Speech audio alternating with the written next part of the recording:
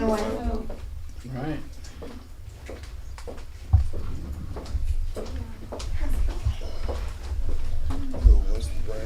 Knock me over.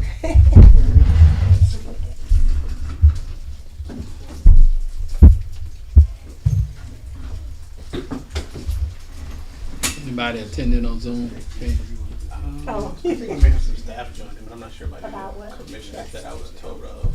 Okay. Is there a way to see if they're on there? Just about what time you think you want me to? Okay. Get your agenda.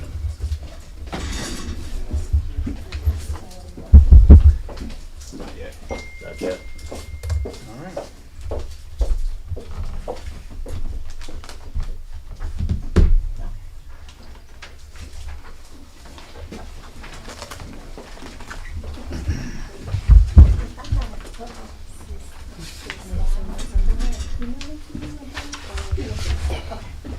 Thank you. You need my email? That would be helpful.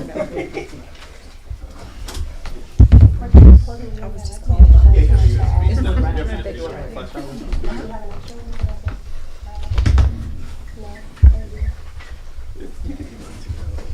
Hey, Hello. ignore my text message. How are you? I'm good. How are you? Good. Hey, Commissioner, how you doing today? How are you? All right. Sorry, I was not able to join this morning. That's okay. It wasn't long. I'm sure it wasn't long, but it was eventful. There was a certain tone to the call. Very good last night. I look forward to hearing about it. It's like, what? I couldn't believe they were asking for other meetings and stuff. They were? They wanted us to wait for them to sit down. They inspectors and Okay. yeah. As though they didn't know what was going on. That would not be surprising. Yeah.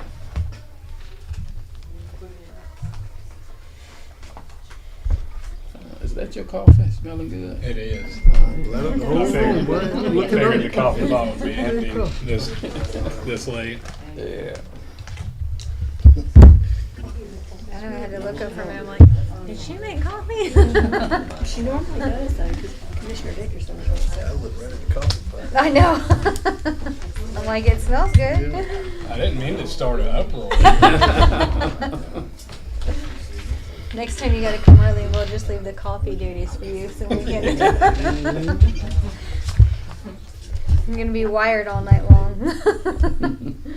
That's kind of the point. I was gonna say, probably How are ya? Purposeful.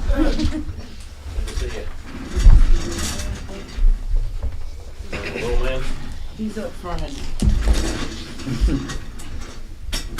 Anybody heard from Commissioner Dickerson? Just came in the door. Okay. All right. He's walking in.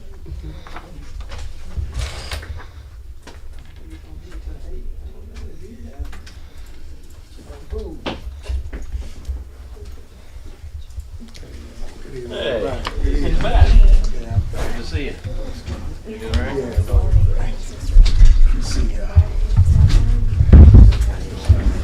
Welcome back. Oh, it's great to be back. Good to see you. You look well.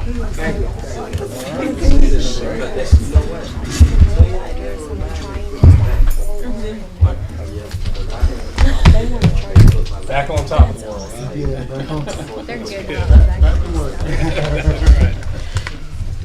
Ready to get going? Yes, sir. Okay, we're gonna call this board meeting for Brunswick Housing Authority to order. The date is October the 23rd, 2023. Time, I believe, is 6 o'clock, 6:02, something like that. We're gonna have start out with a moment of silence, and then we'll move forward.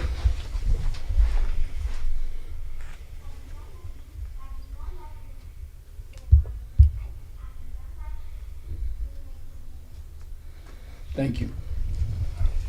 Commissioners, we need to approve the agenda. Are any additions or subtractions? There's one I would like to add. Ms. Howe has a report on our benefits that she want to add, open enrollment. Okay. And so, if we could move that, make that D on the first part. If I can get a motion for that and the approval if there are no other additions.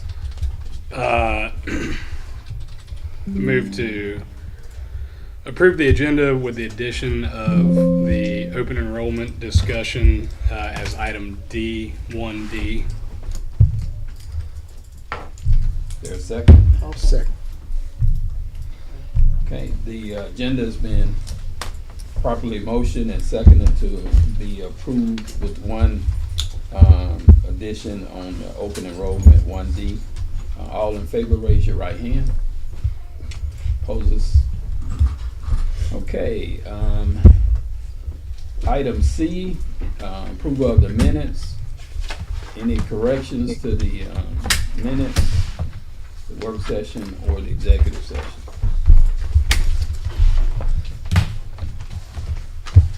If not, I move to approve the meeting minutes from the work session held on October 11th and the executive session held on October 11th. Second. it's been motion and properly second that the work session meeting minutes on October the 11th, 2023, and executive session minutes on October the 11th, 2023 be approved as presented. All in favor, raise your right hand. All right. Item D, Ms. Howe, open enrollment. Yes. Thank you guys for allowing this to be added today. This is a rundown for our benefits for our employees. This is our health and ancillary benefits. So medical, dental, vision, short-term, long-term disability, life insurance. This is our open enrollment period time. So this kind of gives you, what they do is they send our benefits or what we're looking for out to what they call basically a shop. And it's where all your big insurance carriers can kind of come in and they price out your plan.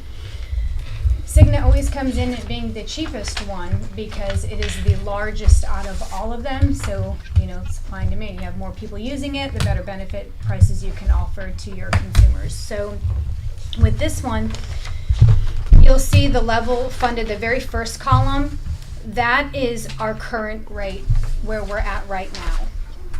The second one would be the renewal rate if we kept it with Trans-Pacific, or Pan American that we have right now. If you look that very third column where it says traditional Cigna, CBS/Cigna option 1 companion life, that one comes in, it offers us the same exact benefit quality that we have. However, it's 9%, I'm sorry, it's the fourth column, the one that says benchmark insurance. It's a 9% discount than what we're paying this year. So that second page, if you go all the way to that second one in the orange at the very bottom, the most important part, it tells us what our annual cost would be. You'll see the difference. So where we're at $417,000 for this past year, the renewal would be $493 if we didn't make a change. However, the benchmark, which is, they're all different plans, they're all under the Cigna umbrella, comes in at $380,851 for the year. It's at a 9% discount compared to what we were at this year.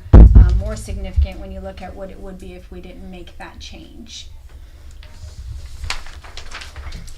If you look at some of these things on the sides, it'll tell you a breakdown of the employee premiums only. On the very last page, it'll tell you what those rates are for the housing authority. Remember that the housing authority pays 100% for the employee's benefits. If you are married and you carry your spouse, they cover 78% of that. You are responsible. Your premium expense comes in as a portion there. But if you're an employee, the housing authority pays 100% of those benefits.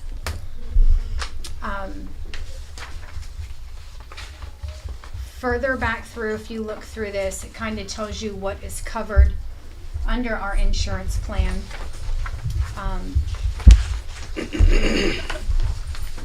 The prescription benefits, we are using a company that also works with the veterans program, so the prescriptions costs will be extremely minimal, like way minimal compared to what they have been the last couple years.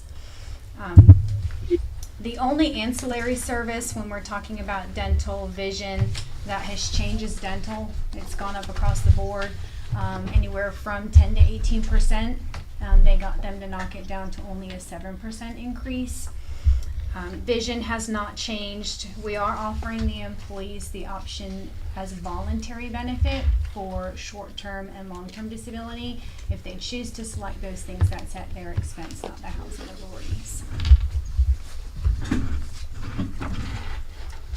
This past year, when I met with Lighthouse Benefits Administrators, that's our benefit administrator company, they give us every year at the end of the year, this is how much your claims have come in at, this is where we thought you would be, where you'd be projected.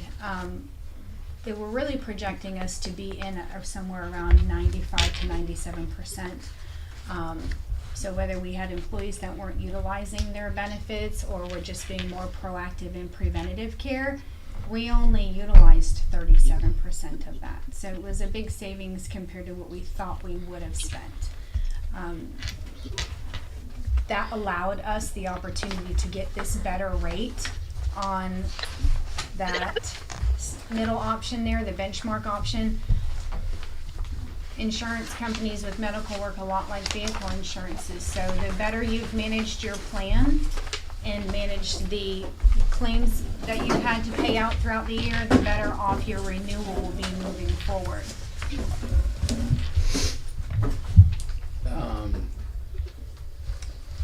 Commissioners, questions? When does this have to be approved? Because I hear what you're saying, but I don't understand it. I'm to be honest with you. When does it have to be done? Plan year starts December 1st. Yeah, the healthcare plans, renewal starts, their new benefit enrollment starts effective December the 1st. Okay, but I mean, I'll yield to the commissioners if you all are clear on this. I'm clear on it from just by being here. Over Okay. that time, I'm clear on how this works. Then you can help me. Now I'll yield to the other commissioners. It's not saying you're going to spend $380,000, which is the least amount this housing authority has spent in several years. All right. What it's saying is that if everybody in your insurance that you're paying that's being covered uses their services every single month and we keep all of them, and keep in mind not everybody here has benefits through the housing authority. So this is saying if every single person gets benefited for the whole entire year, that's what it would cost us. If every person who has their insurance utilizes it, has claims that go through, that's what it would cost us. So this is not self-insurance? No, okay. But can we do this? Because there may be another, and I don't know if it would be a savings or not, to be honest with you. We just went through this and approved this at the county. Mm-hmm. And there's we have a new contract for our wellness program with the Coastal Health Care, Yeah. the federally funded health care. Dr. Chandler, we're going to be doing the same thing. So you're already talking to him Yes. about Yes, adding. absolutely. And from my understanding, the county is open, and I think we get a savings if we can get others like the housing authority in the city You do. to come in. And they so- just did the city's benefits, or they're preparing to do the city's open enrollment, same company. And that's why it benefits us as well, because Okay. if all these larger, entities within our community are using a local company for benefits, it makes it better for everybody, not just the housing authority, but our community members that are working, whether it's the city, the county, the hospital. Right, in the Dr. Chandler's group, they have vision. And you're saying with this, do we have vision with this? Yes, we have. Those are considered our ancillary services. So like your dental, Okay. vision, we do. The vision insurance, the cost has not changed. The only thing that went up across the board was dental. Gotcha. But they were able to get that down for us. So the idea moving forward is to say, hey, we have these services available through Dr. Chandler's, and to try to pull folks into using it. It's a better prescription plan. You get more accessible care and so forth. We're looking at the pharmacy through him as Yes, well. absolutely. And so then the idea is come next year, we can actually function it like the county does and say, okay, this is your health assessment that you'll go and take care of. If you choose not to, this is what your premium is. But if you want the housing authority to continue to pay your health care coverage, you have to be a participant. Right. Yeah. Okay. Yeah, I'm good then. Okay. Yeah. Commissioners, Ms. Hayes, Mr. Cullen. I'd like to see just a breakdown between the traditional and what we currently have, the level funded, just on a benefit by benefit basis, so that we're looking at what the deductibles and out-of-pockets and co-insurance is for each one. Well, and the housing authority has an HRA account. So if you as an employee are going, say you get a claim, an EOB statement in the mail, and your deductible has applied to maybe an outpatient procedure or whatnot. So as long as you can provide that, your deductible becomes 10% of what your primary deductible would be. And then the rest of it gets absorbed through the housing authority. And that's through either plan? Yes. Okay. Yeah. So there is a little bit of self-insurance because we cover that gap between Sure. what the plan's deductible says it is and what What- the housing yes. authority sets. 300, is it anything over? It's 10% of what the 10%? deductible is. Yeah. Okay. And co-pays are apples and apples between the two plans? Yes. That's, Yes. um, The only thing that really is changing, instead of TPAC being our carrier benchmark, same exact plan. We just got a bigger rate discount with this one because they noticed that we managed our claims better this year than we had in the past. So we got a better rate with them. It's kind of like trying to just choose one car insurance over the other. One's going to say, yeah, I'm going to give you the same plan. I'm just going to give it for you at a better cost. This was kind of the first year from my research and from talking with our administrators that we actually had some options as far as some wiggle room, or a savings, I should say. cool. Do we need to take a vote on this Please. at some point? Yeah, so I need a motion on the open enrollment recommendation by staff.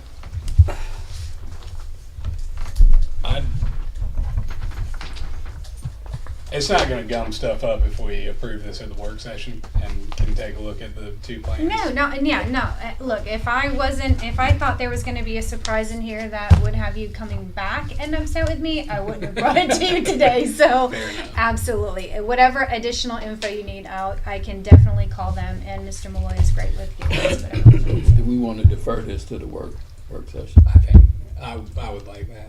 Okay, commissioners, y'all okay with that? Yeah, that's fine. Okay. You can tell Mr. Malloy he's lucky we don't call him in here to give us a presentation. They said if you want them to, they'll be more than happy to. We're trying to schedule open enrollment for the week between November the 6th and the 10th because we have to get all this enrollment documentation in to the third We may party need a folks. special call meeting then, because Yeah. when is the, Work session's the Can they add it on the 26th? second Wednesday, right? So it's the 8th. Yeah, so that would be in November. the middle of open enrollment. open enrollment. Can you add it to the agenda on the 26th, Thursday?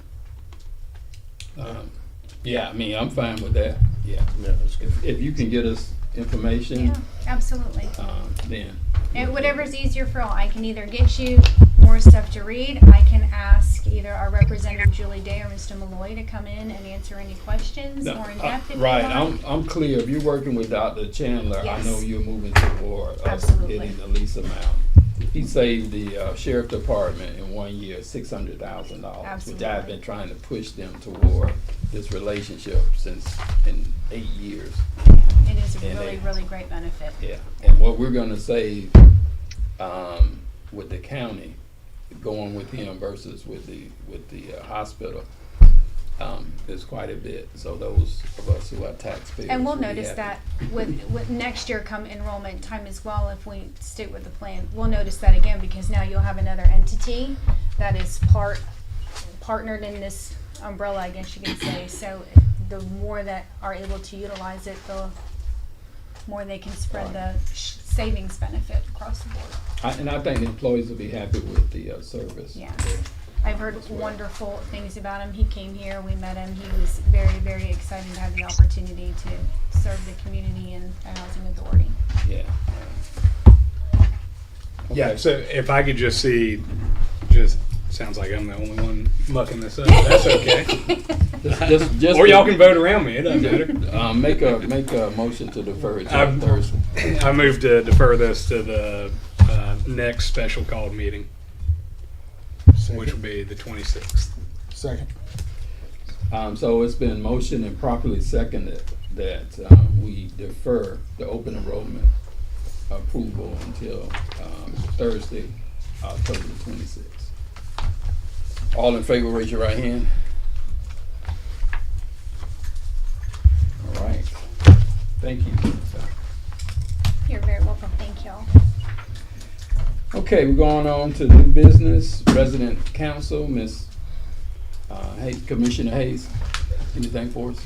I had invited some of the resident council here, but they didn't show up. But they were working on a budget, and then we are also working with youth violence program to stop the violence in our communities. There was a really big brawl last weekend, Friday. I called the police. They didn't show up for whatever reason, but Not even our police officer? no one showed up. I looked out the front and the back, and there was like had to be anywhere from 25 to 30 kids and adults that met up in the park, and they were really fighting heavily. And You said 25 to 30 kids.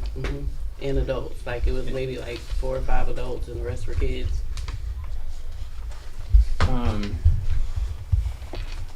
Yeah, who's our KPAC officer? Is it still the same person? Derek, Corporal Derek Robinson, which will be leaving us in November the 11th. I think his last day is going to be deployed. He's a veteran. I mean, he's with the Army or something. Yes, Reserves. reserves. And they, well, if he's here now, he should have still showed up for this. What day was this? A Saturday? Oh, it could have been Friday or Saturday. I'm not quite sure. Yeah. I was trying to find the report. It's in here. That's what I forgot to put on here. That's correct. He was in the Yeah. last meeting. It was in the Last workshop. Oh, okay. So we. So, excuse me, that was Thursday. That's the day that I called police, and it was like 9:30, 10 o'clock-ish. So I don't know what the cameras could have caught, but I'm noticing a lot of residents are afraid to bring it to the attention of the office people for whatever reason.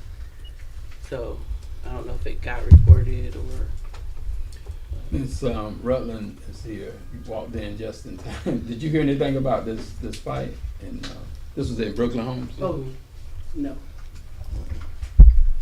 And so Reggie, you hadn't heard anything until now. And on what time? It was in the morning. No, it was at night. It was Night. 9:30, 10 o'clock, somewhere up in there. I got you. You call 911? I did. Okay, we about to deal with that, so. And then I heard back from you today. Was that a yes, we can go forward? Yep.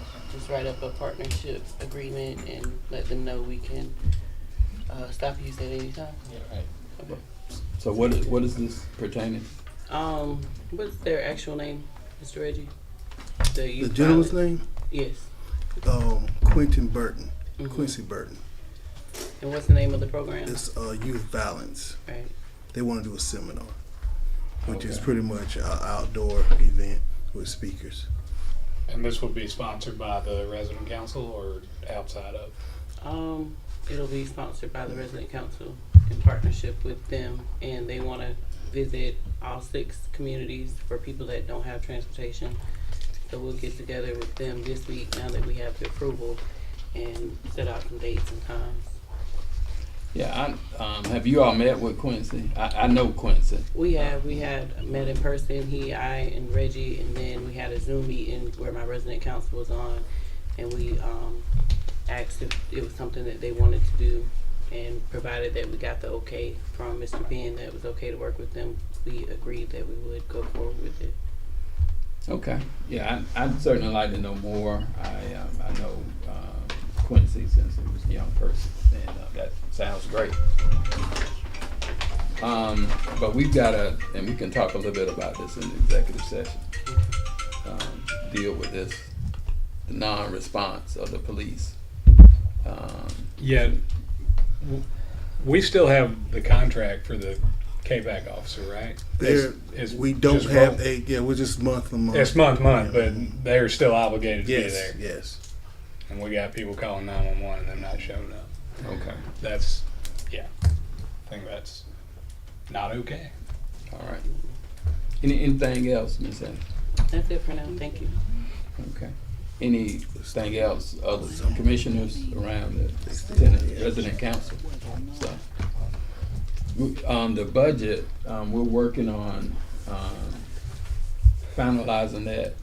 By the council is working on that, right? Right, we know that you want a line by line, and so that's what's taking long, is trying to price everything and making sure that it's not too much and not too little I was told to do it a year by year basis.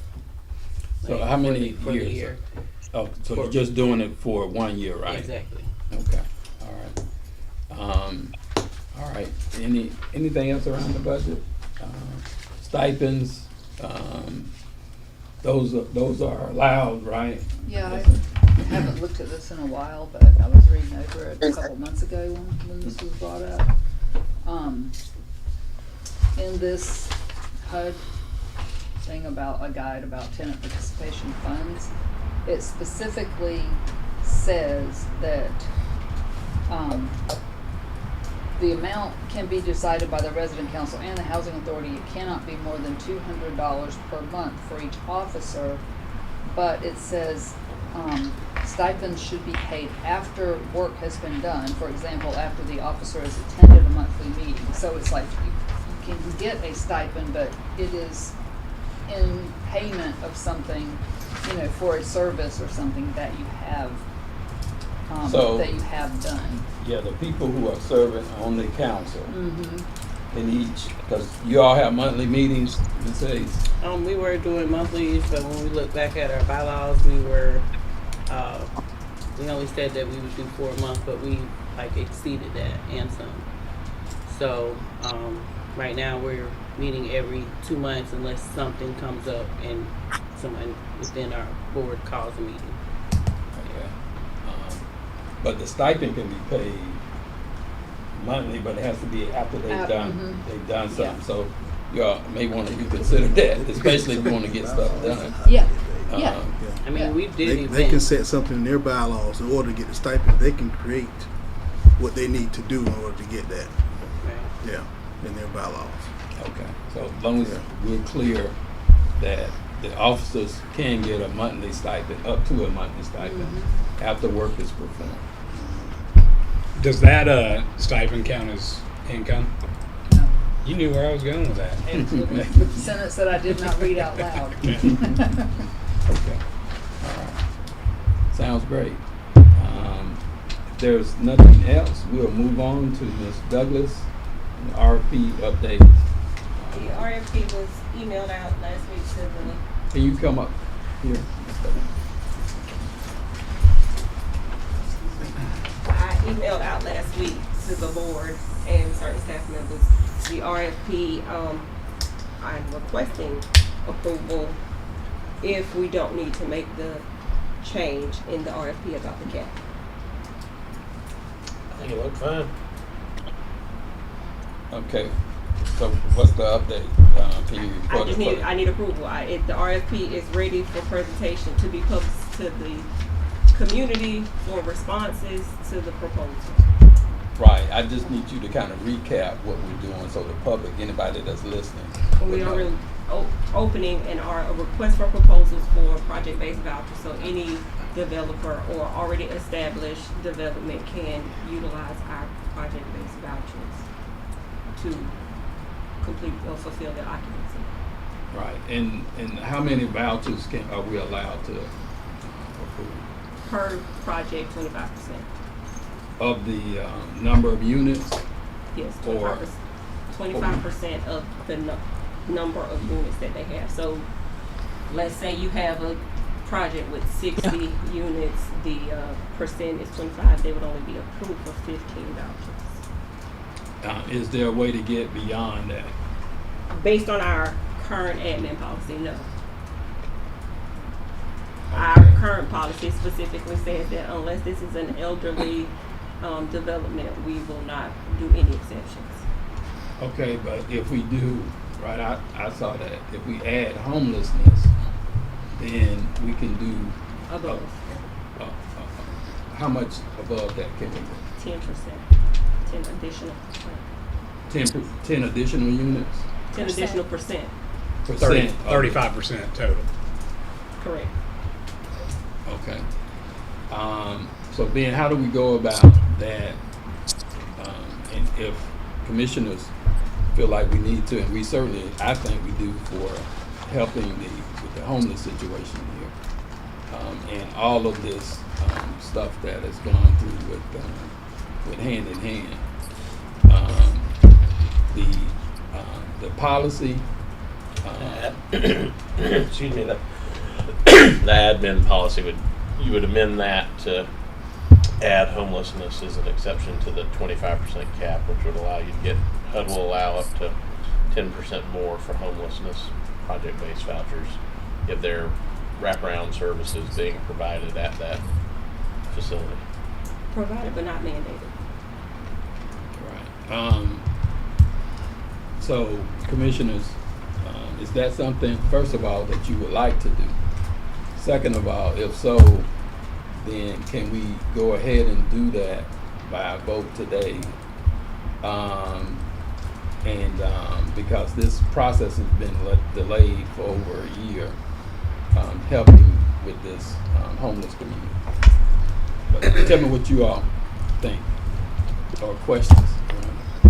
I think it's a good idea to amend the admin plan regardless. So I think I'm prepared to make that motion. And as it pertains to anyone who might respond to the RFP, I think we can take that up as it happens and probably deal with some of this in executive session as real estate. Sharon, what were you going to say? Yeah, this is the time of year we automatically, it's not my area, but I just know this is the time of year we update our admin plan and the ACOP, which is the public housing document, because any changes, we subscribe to a service provided by NAMICA, and they come out once a year with like suggested or required changes from HUD to make to your admin plans and your ACOPs. And normally we get those updates, and housing director goes through and, they go through the whole list of proposed changes, and they make those changes, and then we update the admin plan.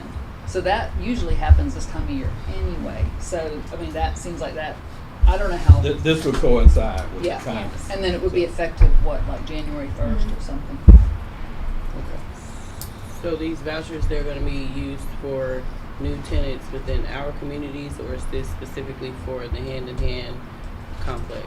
Anybody can apply. There's a selection process for the applicants. My RFP was not written specifically for hand-in-hand. It was written for the use of project-based vouchers. Right. I think if we're because part of what we do is deal with homelessness, but we cannot the public health side.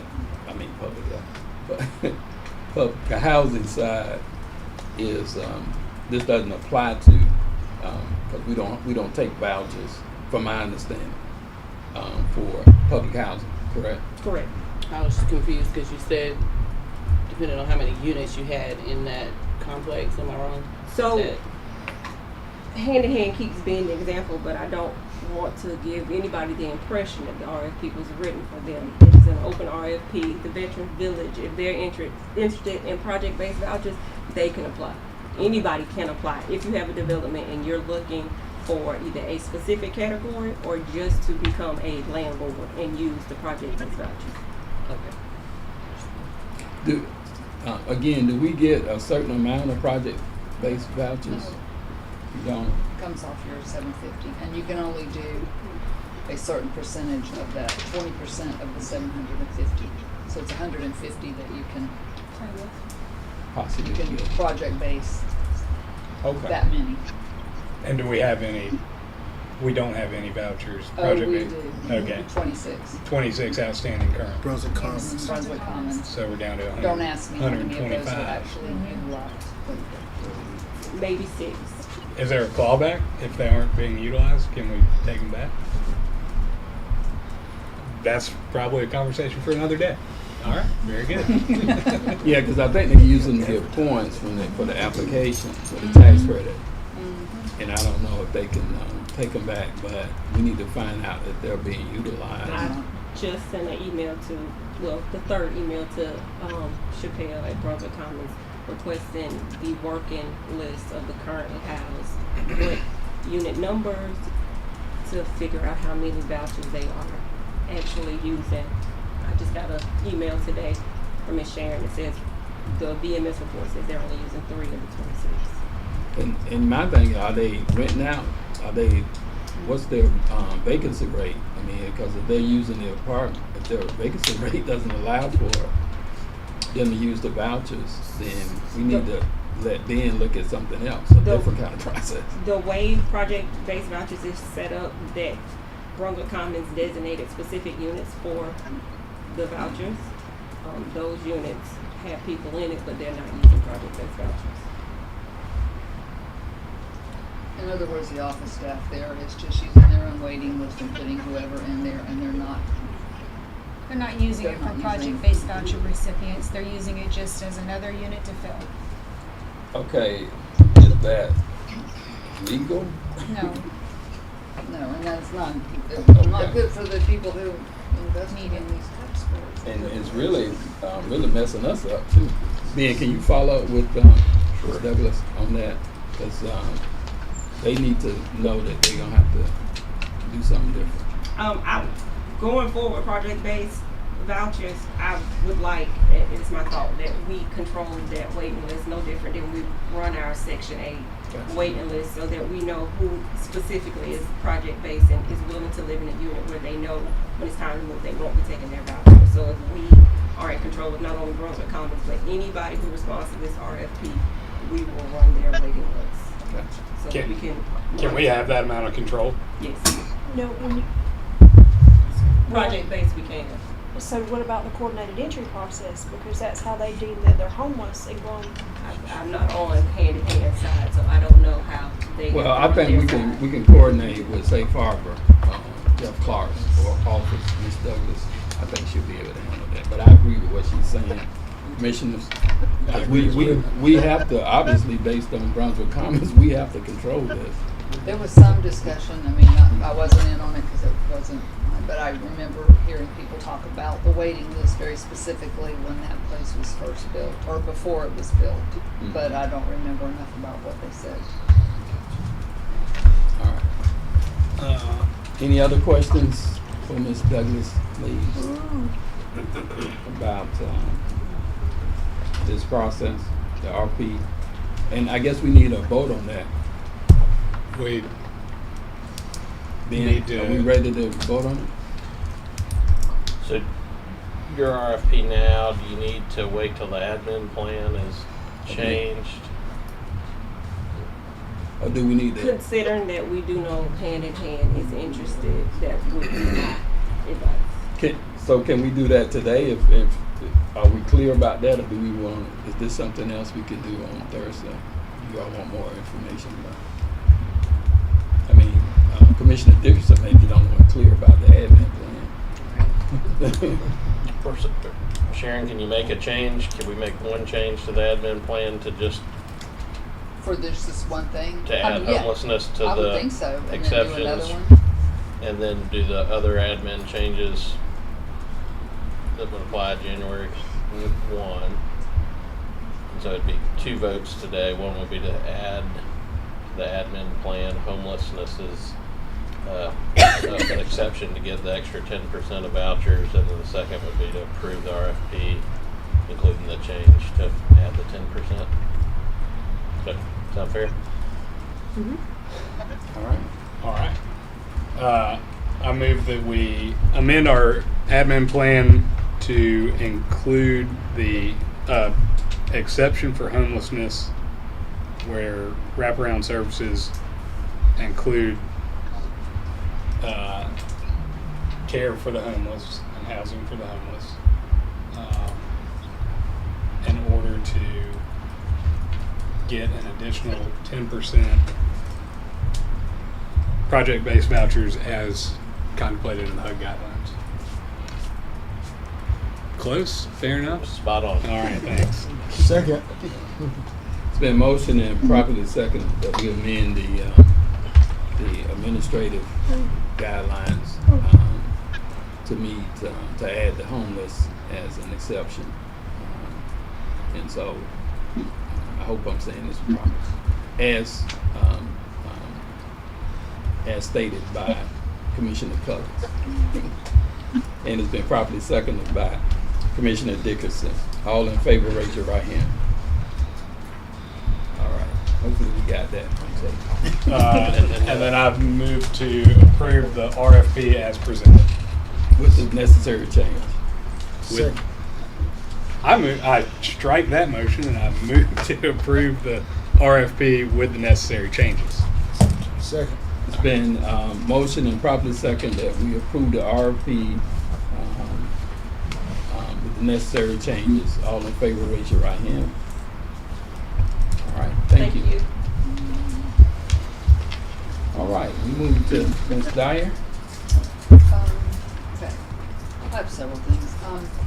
First of all, just like from the last meeting, just before I forget about them, we had talked about the training for the emphasis conference, and you guys wanted some email or some information, like basically what it would cost to send all these people to the training versus having them come here. And I sent that information out, but I don't really know how you guys feel about it. I put several options out there, like what your options were for training, but we don't know what to do here without guidance, since you guys were interested in other options. It's not until, I think, early November, but did you say you had some around the sort of corner from the coupon or house? something Yeah, they for- emailed out some promotional stuff for signing up for it by a certain deadline before the actual conferences. In case you didn't see the email,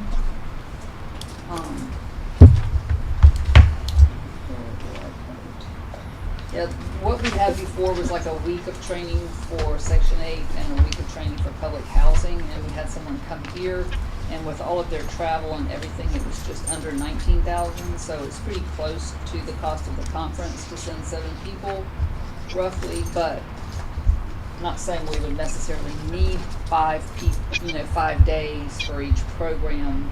I mean, Bradley and Akeem could, specify, tell emphasis what we needed, and so it'd probably be less than that, because I don't think 10 days. I mean, it was only early last year that they were here.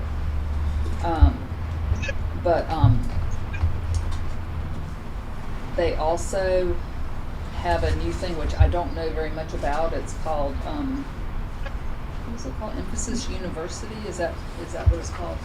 Where you can do a lot of self-guided training and stuff like that on there.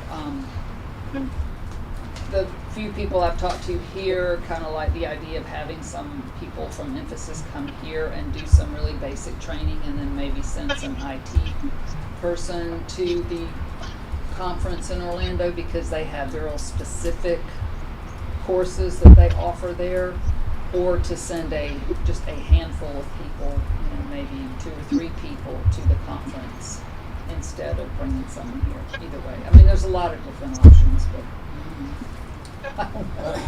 Commissioners, what do y'all think? Thinking a recommendation from the staff would be awesome. I sort of made one. There's a lot of I made options. 3. What you think, Commissioner Dickinson? My thoughts is we need to go with the most economic way to get the training here. I know it's needed, but if I remember, you said the recommendation would just mainly, we just need to send those that work in that department, correct? I mean, if we had someone, I wasn't in on the trainings last time because it was program specific, so it was for public housing and Section 8, so I wasn't in there, so I don't really know exactly what they did. I don't know how effective it was. It was nice because you had questions that, you ran into different problems here or there. You could physically show them, hey, well, click on this, and this is what I end up getting, and then you can work through and figure out why that's happening. Some of the things were issues on the back side of it with the setup functions or how it was mapped or created. Other things were just, we never even know some of the options were available, So there is a huge benefit to having somebody here, hands-on, showing you exactly step by step, and it's easier to kind of describe or be able to articulate, this is the problem we're having. Oh, well, I'm having this problem. So, I mean, you can So the kill recommendation several is birds have with them one come stone. here versus going there. Right, because at the conference, I mean, you've got a gazillion classes, but, they're teaching people from anywhere from our size up to, Chicago or whatever, down to somewhere as small as, Jessup. It's like a quick fix at the conference, you're not able to literally see how they're going into it and fixing that problem. So you can go to a conference and get it there, and hopefully you can retain it and all the information you're going to get and come back, or you can sit here, work it out with them, take detailed notes, print it out, record it so you can reference it later. So that sounds like a recommendation to bring them here. Let's see how that runs. Or have them come here, but have one representative from IT go to the conference in person, because they're, especially when there's new things coming out. To make sure we get the new stuff. Mhm. Okay. All right. Sounds good to me. Yeah. Commissioners, you need a motion approval. I don't Or think just so. a Just if consensus? you agree with. That's the consensus. Okay. Okay. Also, just one other thing we discussed last month, and I don't want it to just slide till next month, but that was I can't remember what you guys said actually. We talked about a Christmas bonus, just because it's been something that's happened in the past, and it was normally brought up at the October board meeting, which is why I brought it up last month. But I know you guys said you'll think about it or something, so I just, or different ways to approach it, so I just wanted to bring it up at this meeting too. Yeah. Let's talk about that in executive session, finalize. Okay. Another thing, we bank at Prime South, and Angie Farah at Prime South has mentioned this to me a couple of times. She would like to come well, she would actually bring someone with her from the investment side, but she has some ideas on our investments, how we could do things differently. And she would like to come either make a presentation to the board or a presentation to the finance committee, or however you guys would like to approach it. Anytime, just say the word. She said she'd be here. Well, my experience with this is that it should be a RFP for investment services. Well, If we have enough investments, I'm not sure. our banking services RFP that we generally put out covers regular banking and has in the past have been investments, yes. So And when is that due to be recirculated? 2025, I think.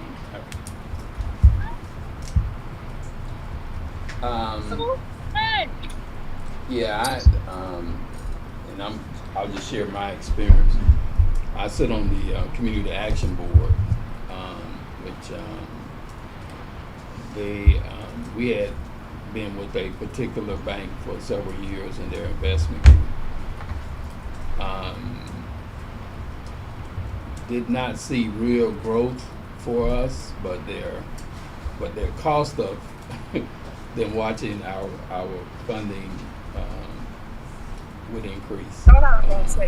Huh? And then we switched over.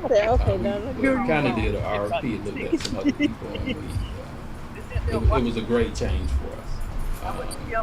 And Did you? How's she doing? I'm sure. Where is she? I mean, Good.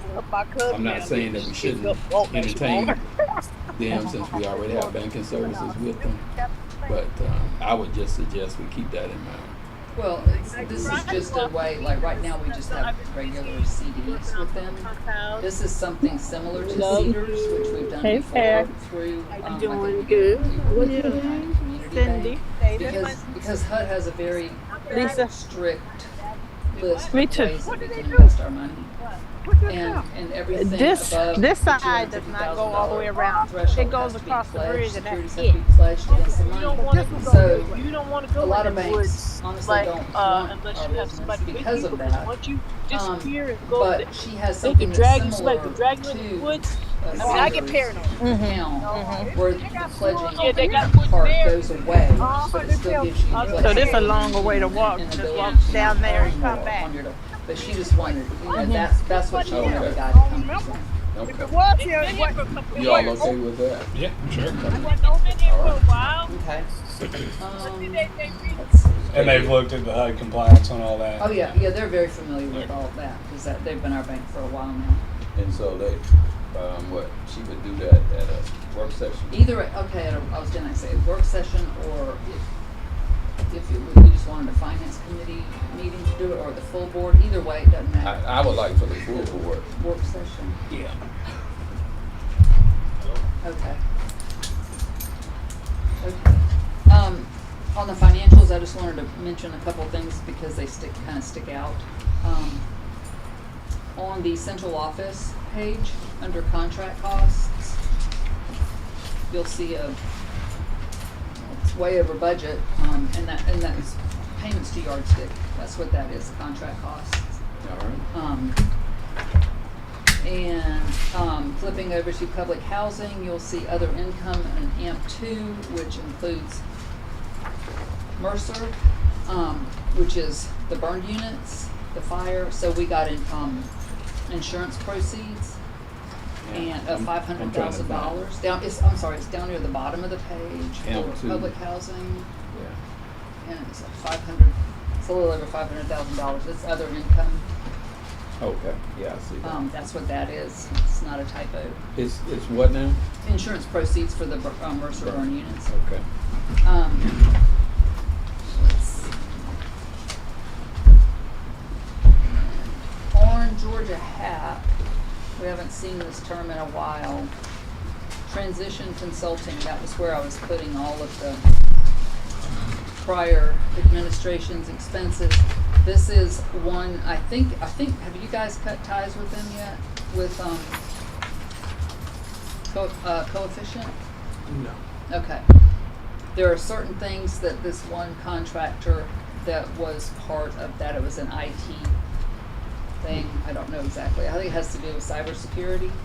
It's other stuff. Their contract expires in December. Okay. And so. What? and I'm this- sorry, Keaton, I didn't hear you. Other Coefficient Technologies. It was a tech company out of DC that we've been working with. Their contract expires in December. They just helped us with some of our cybersecurity and also shoring up some things, also with the audio and everything. Just kind of like a outside party to assist us with different tech stuff and on the back end. So a lot of stuff that we started to do now, they helped us implement it. Okay, so are you, Bradley suggests that we continue this relationship, just let it expire? Yeah. We meet with them every other Wednesday. So after December, we don't really have a reason after that to continue it. And how much is the cost of this service $8,300 per month?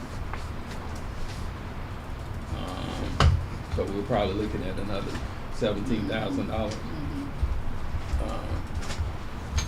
Do we need the service?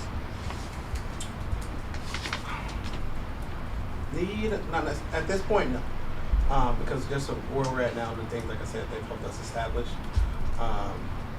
we are good to go pretty much now, where we're at with everything. Are we in contract? But I would for also, December? I don't want to, right, we are in a contract. Right, we would have to break the contract. Right. Okay. As, from my understanding, I don't think so, but I mean, I would maybe wait until Bradley gets back. I can meet with him, or we can meet with you all, or whatever would be easiest. Okay, all right. I guess a copy of that contract would be helpful for Mr. Hartman to look at. All right. Okay.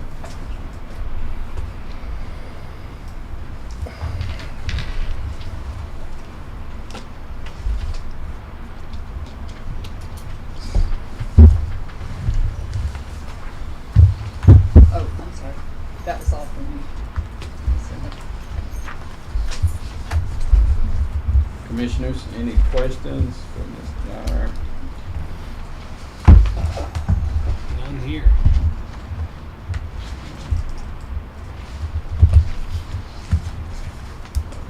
You need a motion to approve the report? I move to approve the financials as presented. Second. So the motion and properly second that we approve the financial report as presented. All in favor, raise your right hand. All right, thank you. What did I do with my agenda?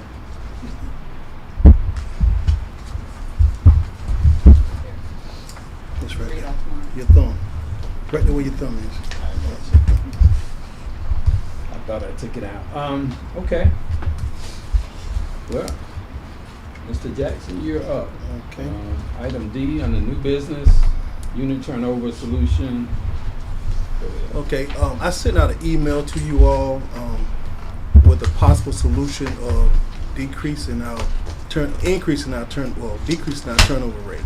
'Cause that's one of the things that's just keeping our list stagnant. As soon as units are ready, painted and clean, they're repaired, and we look up, it's like 7 more units that need to be painted, clean, secure.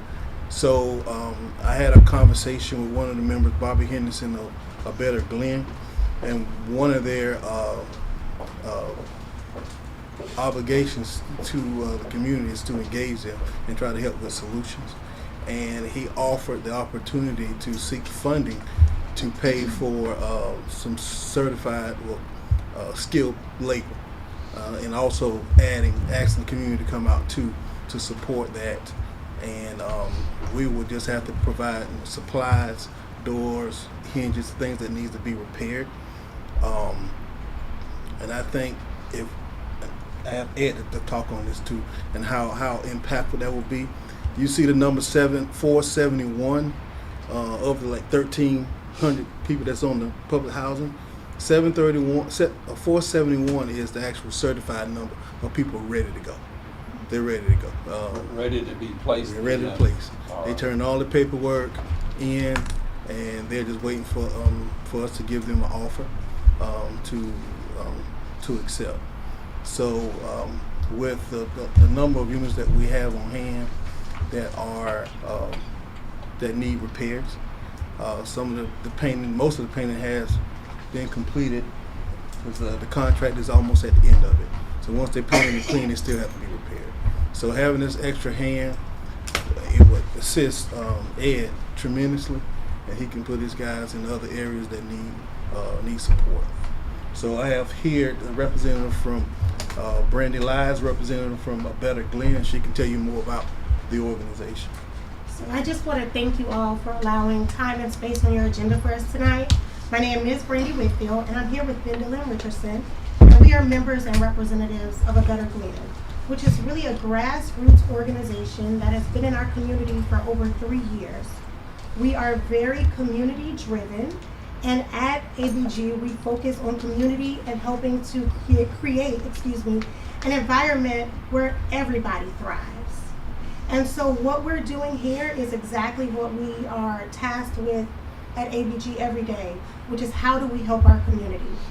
And one of the ways we want to do that is really, just like Mr. Jackson said, is to really find out how we can help BHA to put these units back online.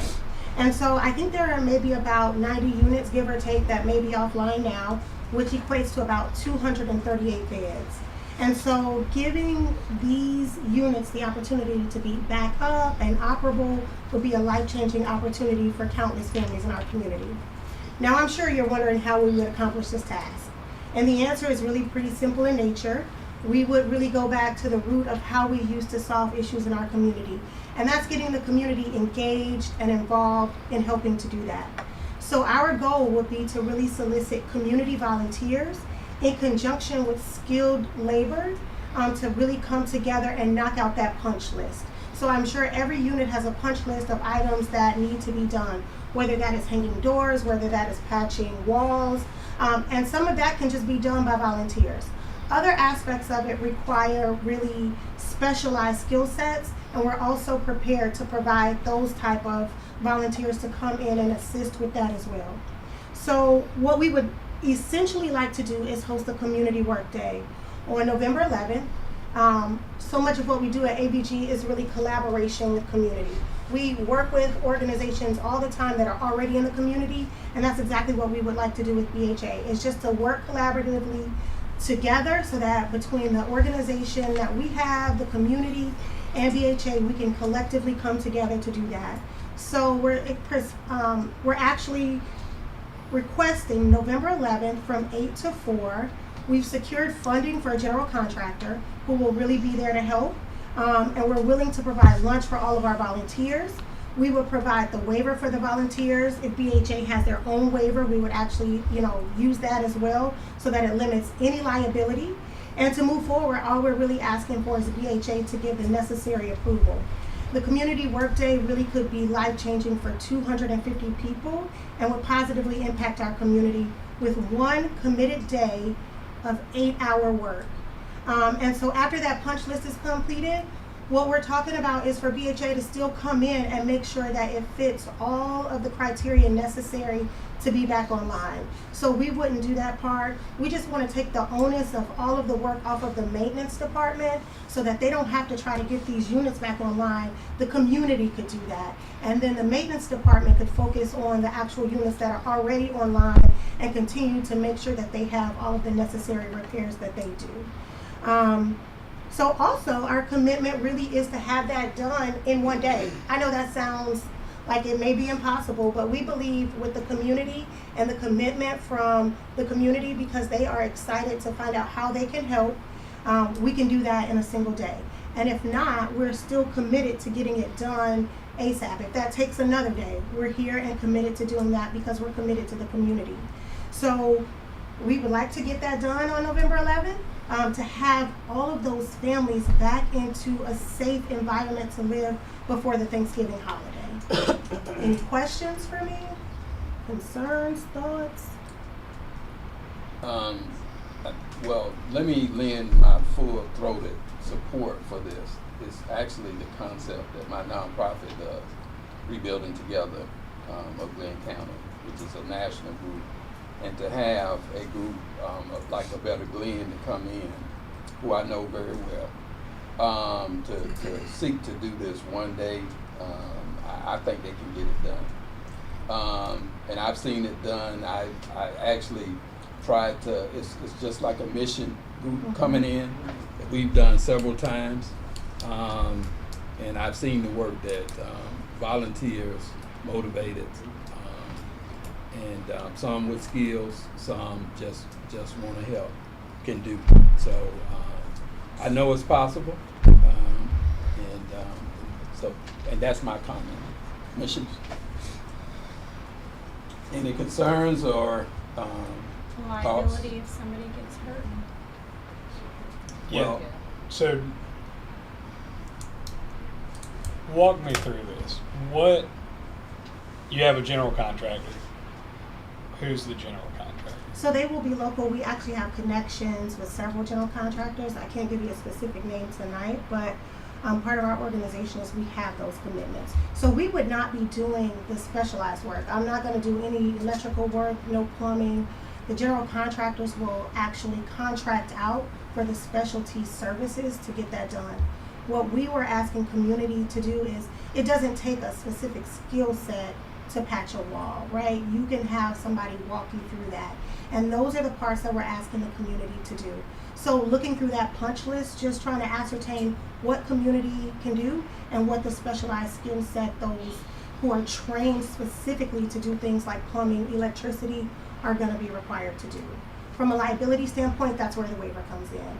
No different than, when you go to jump at the jump house, right? You have to sign a waiver, and that's what we would require any volunteer who shows up to do.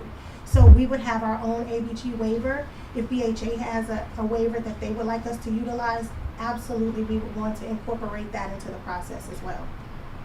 Ben, can we waive liability? Or can they waive liability to the Brunswick Housing Authority?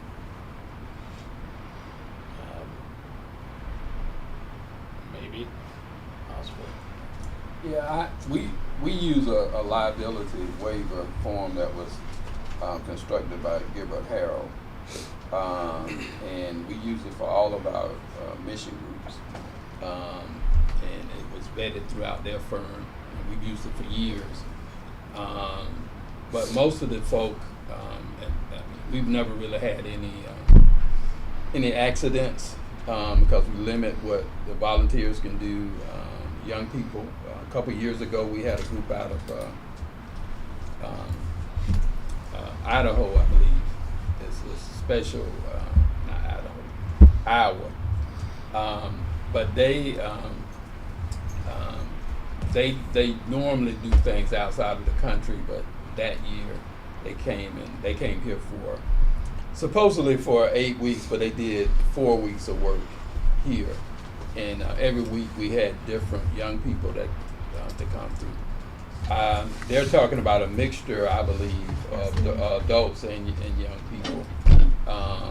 But safety is the first order of business, and you have people that's part of what they do. We call them house captains because we target actual residents, and we do community projects.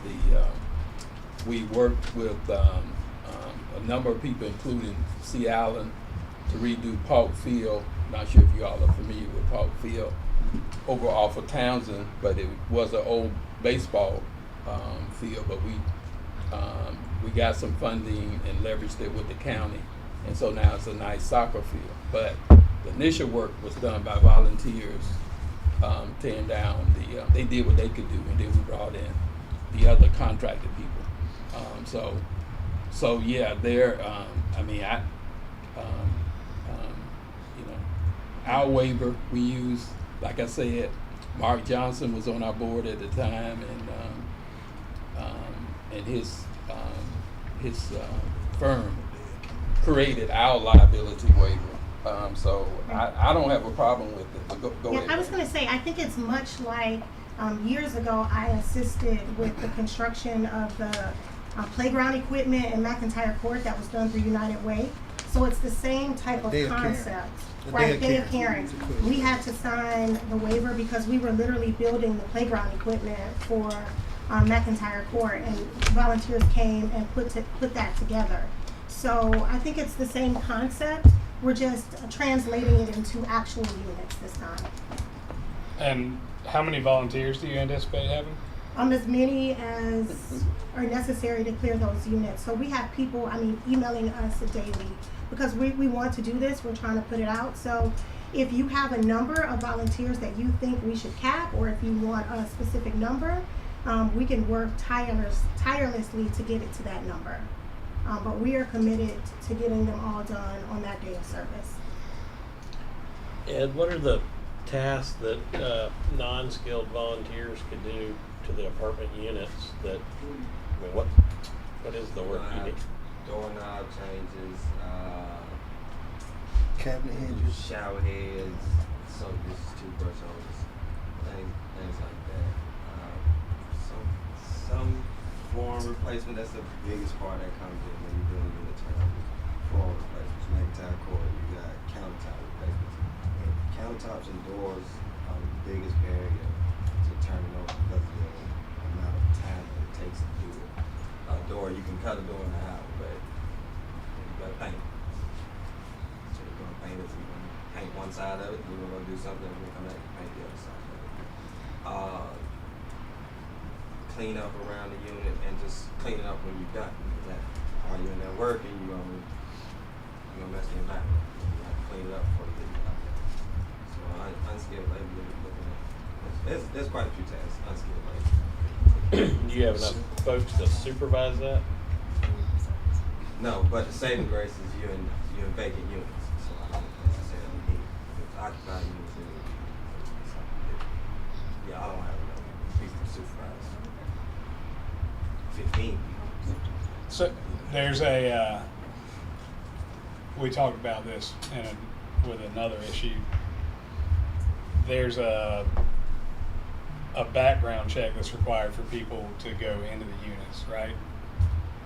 Like, if you're an employee of the housing authority, yes, you can't go into a unit. Is that only an occupied unit? Mm-hmm. Hold up, if you are an employee of the housing authority, what you say? Yes, you have it's to, only occupied units. Only occupied Yes. units. So this would be an exception. Correct. Yeah. Huh.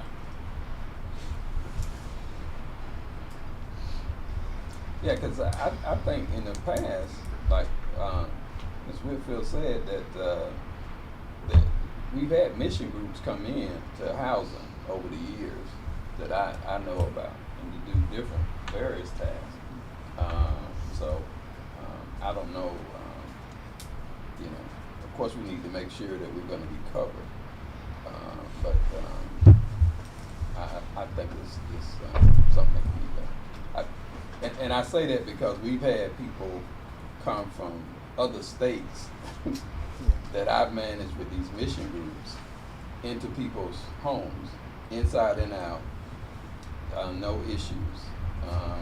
Since COVID, we haven't really had the opportunity that maybe one time I think. But so my level of comfort with this is probably different from you all. But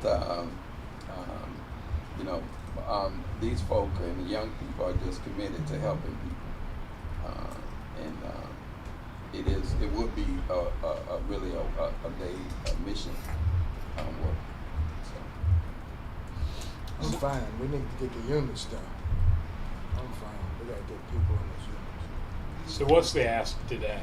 The ask is to approve the November 11th date, and then we would just start to gather the volunteers, get with maintenance to get the punch list together, and we're ready to rock and roll. So the ask is just to wait on BHA to give us the approval to move forward.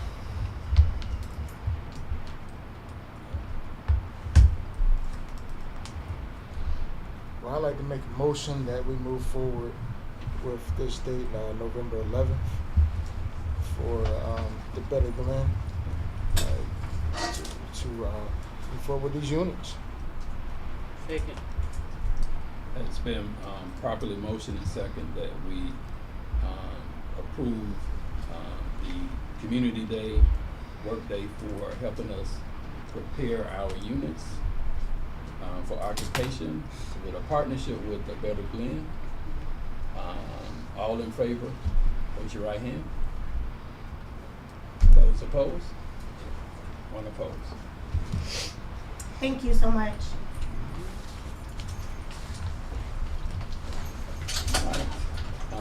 Anything else, Mr. Jackson? That's all I have.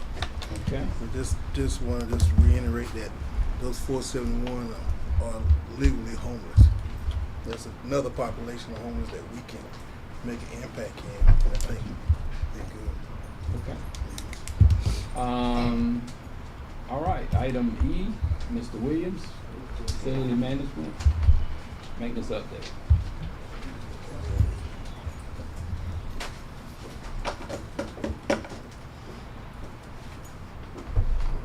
Good afternoon, everybody. Let's see, I went ahead and combined both of my items under there, which was your bad update. And all that is yeah, we can start with the bats. Yeah, it's number one on the printout that I gave you there. So the bat situation that we had over at Hoppy Homes, the bats have been excluded from those two buildings, and the attics have been sanitized. And when they excluded them on September 13th, they put in the doors, and then they came back on September 21st, took the doors out to sanitize the attics. And so they actually removed the bats? They put those trap doors in, one-way doors.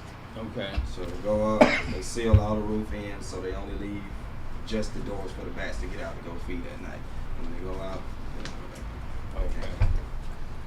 And then they came back and sanitized the attics. I haven't heard any complaints about them since then. I haven't been posted up over that night either, so I don't know where they went. I know it was a question last time about where they was gonna go. I don't know where they moved to, but I haven't heard anything else from them. It seems that's resolved for now. For now, yeah, for now. What about the other units, though? I don't know. We don't have the same trap door, whatever you said. No, they come and take it back. They came and took it back. Oh, okay. Yeah, they came and took it back. They came out. They went to all of the ridge openings on both buildings. I think it was like 63 total. They came and sealed all of those, sealed the gable ends, and so there shouldn't be a way for them to get back in. The report that I received from Mr. Kent attached to the same report from me that I'm reading. And essentially they are entering the final stages of that project. Oh. Okay, that's freezing. Yes.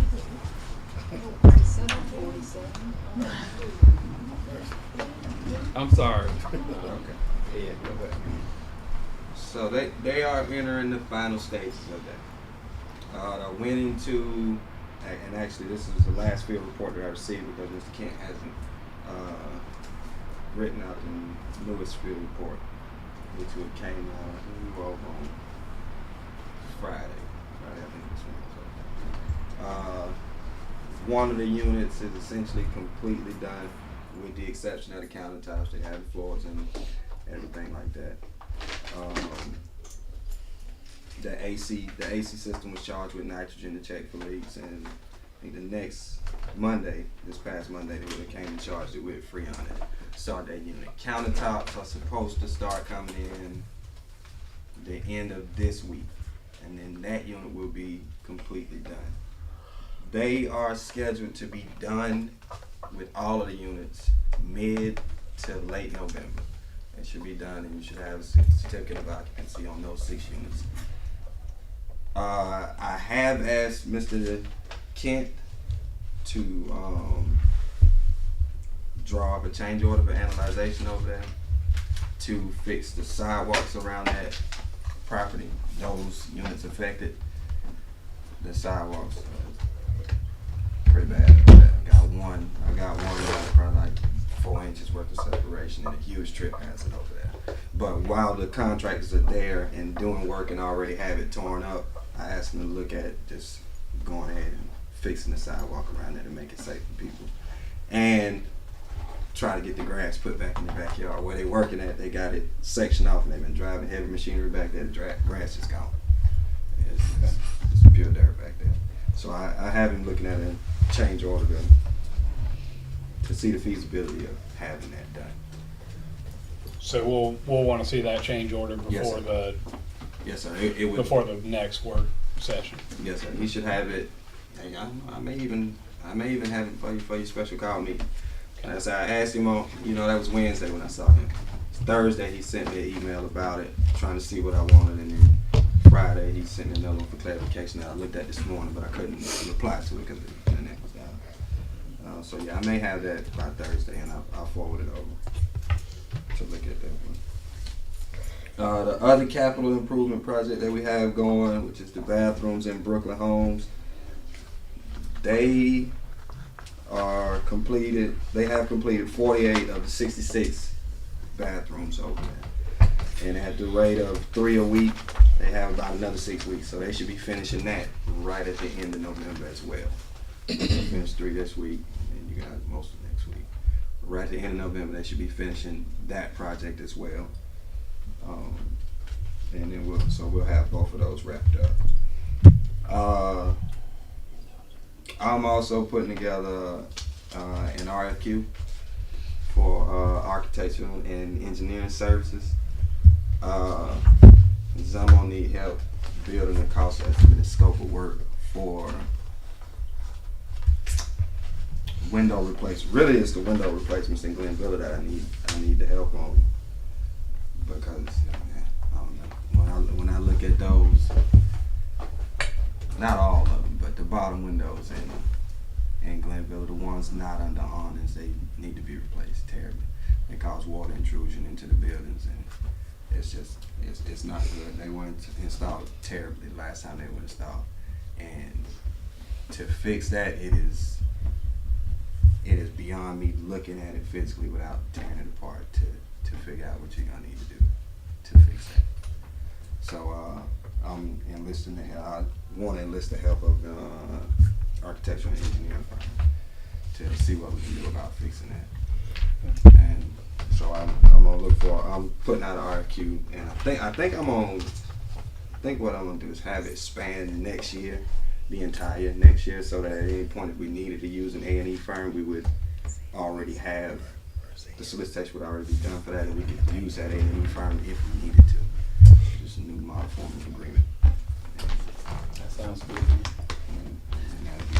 And the one I said I was going back to, last week I was sitting in the maintenance job, and I just noticed, I had 2 leaks. One of them is right over the file room where all of those files at. So I think we're gonna have to do something to that building over there to get that and get the roof fixed. It's leaking in probably about 3 or 4 spaces. So I went up in the metal top. roof? Yeah, it's a metal roof. So I went in the top, and what's happening is there were closures on the ridge vents, and they gone. So when the wind blows, it's blowing it in, and it's going down the insulation, and find a little hole in the insulation, and it's going down. So we're gonna have something done to that roof up there. I know that I've been seeing they make a siliconized coating that they spray over metal roofs, so it's be 50% cheaper than replacing them, and come with 12-year warranty for commercial, 25 for residential. So I want to look into that option as well as replacing. But yeah, we need to get that one fixed because those files stored over there, and it's right over there, right over the file where we're leaking at. So do we have a temporary fix for now? I don't think so.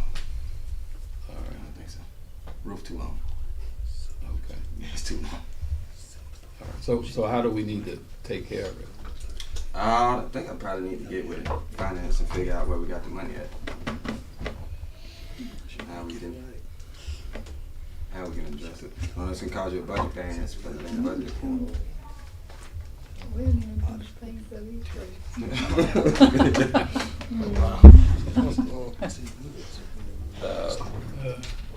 Okay. Well, it's a lot easier if you don't have to pay for it.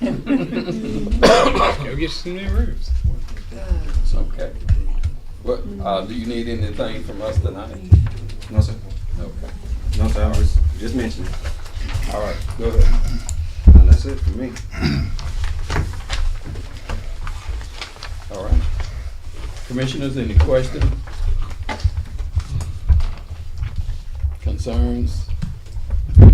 Do you want to get a couple quotes on getting the maintenance roof fixed before we try and figure out where the money's going to come from? No. Okay. No, I gotta figure out where the money comes from first. All right. Well, $5,000 or $500,000. That's. That ain't gonna be $5. That ain't gonna be $5. You have a decent. Yeah. Yes. Unless they-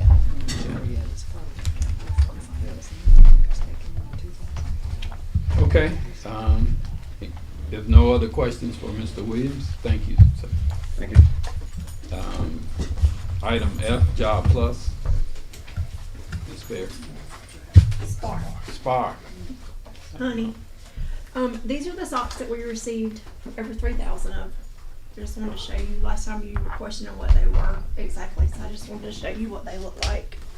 We got 1,500 of each kind. They're in the Jobs Plus food pantry. You have the report that Commissioner Dickerson requested for Jobs Plus.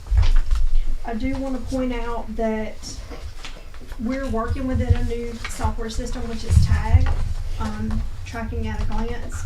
So on the second page, if you see zeros in 13, basically through 21, there's a lot that we're learning how to input correctly so that it generates and populates the number that is listed there. And we're working with TAG every day to make sure that these numbers are correct. But on the first page, it shows you that we have 80 enrolled current residents that are enrolled. And then we have beginning new full-time employment, which is line 18, which is total of 8. Our goal for the first year for Jobs Plus was to have 80 enrolled was the first year. Our second year is 150, and we hit 80 enrollment last week, and we're only in our third month.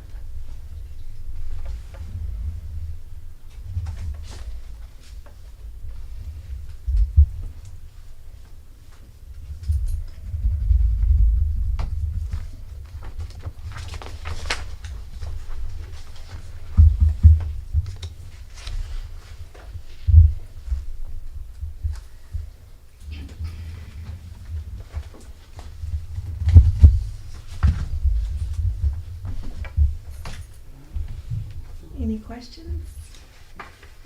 Give us a minute. Sure.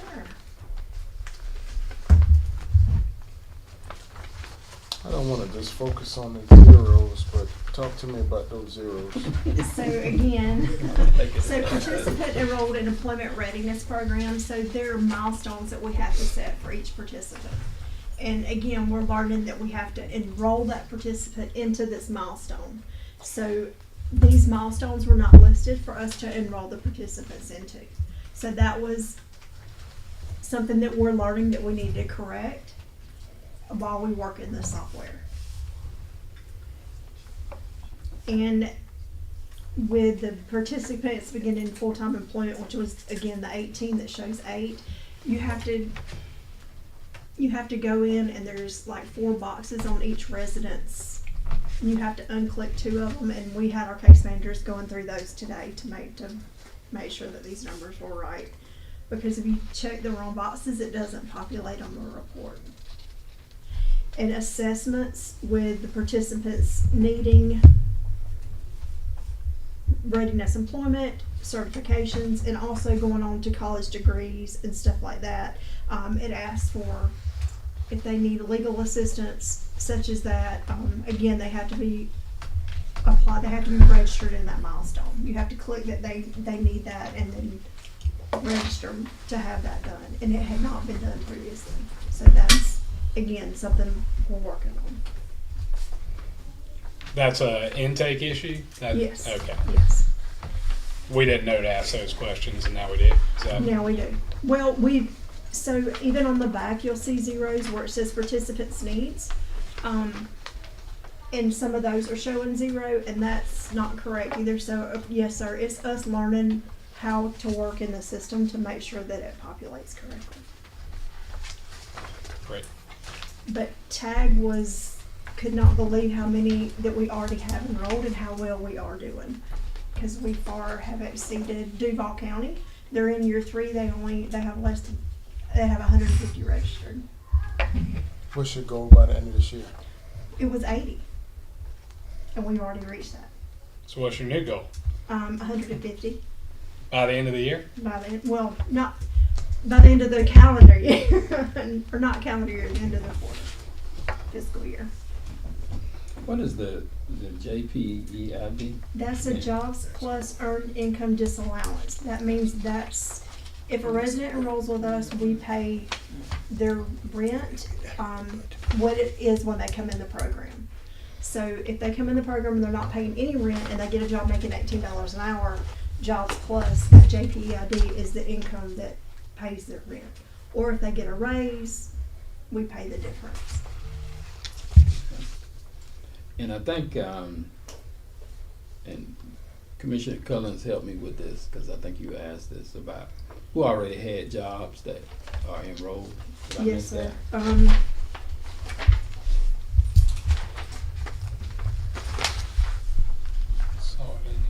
Participants moving to a new job or changing jobs, participants beginning full-time employment. Number 18, we have 8 that started. We had 3 that were changing or went from part-time to full-time. And then we have 30 that were employed before they came to us. Yeah, that's what I was looking. Yes, sir, it's number 22.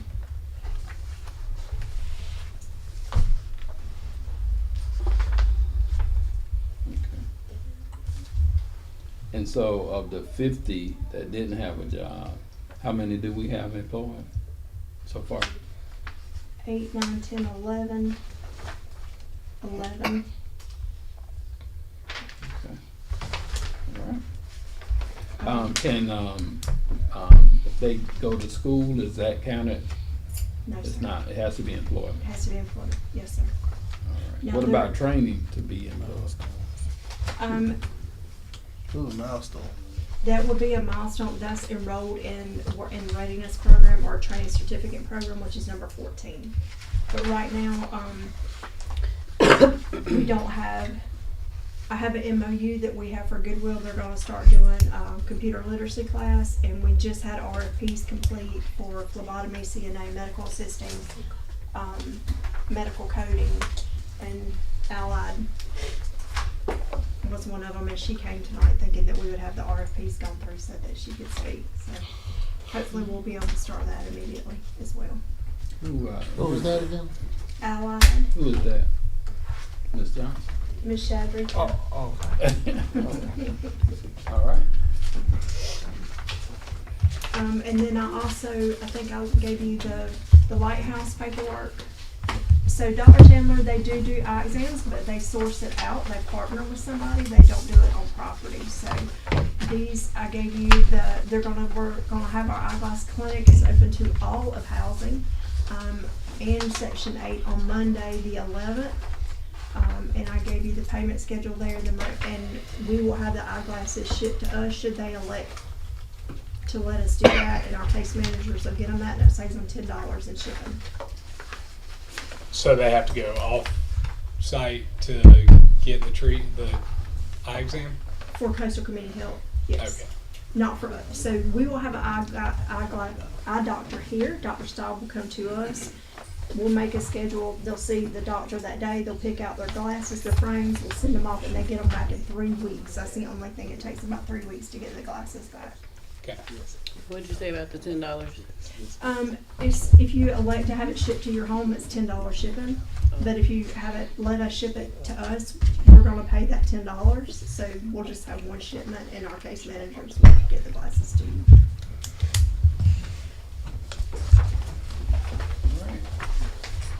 Commissioners? I just want to add, as an active participant of Jobs Plus, that the women that run the program, the coaches, every time you go over there, they're pleasant, they're nice, they treat people how they want to be treated, and I appreciate that. Good. That's good. All right.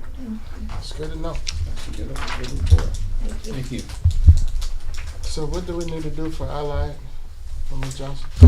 We have a RFP. We extended the deadline. We just have to get a committee together to go through it to rate them, because we had another one apply as well. So, but And then you'll submit it to us? yes, sir, I'm hopeful to have it to you by the 26th for approval. Okay. All right, Whispering Oaks.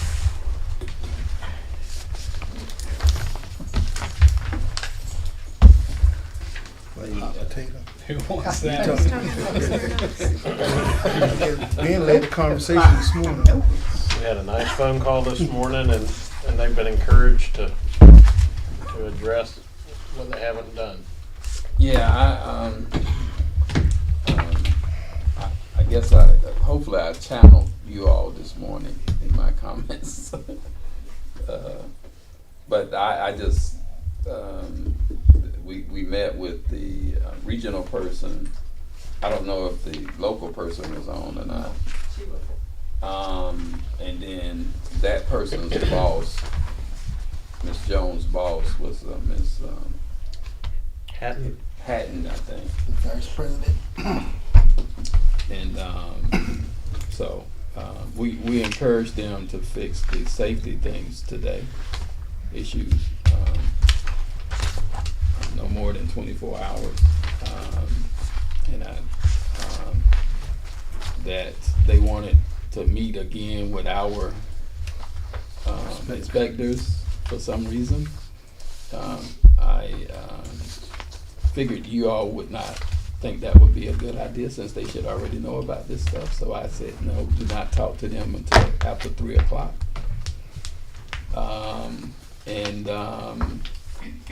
That they need to get this stuff done. I think we should move forward with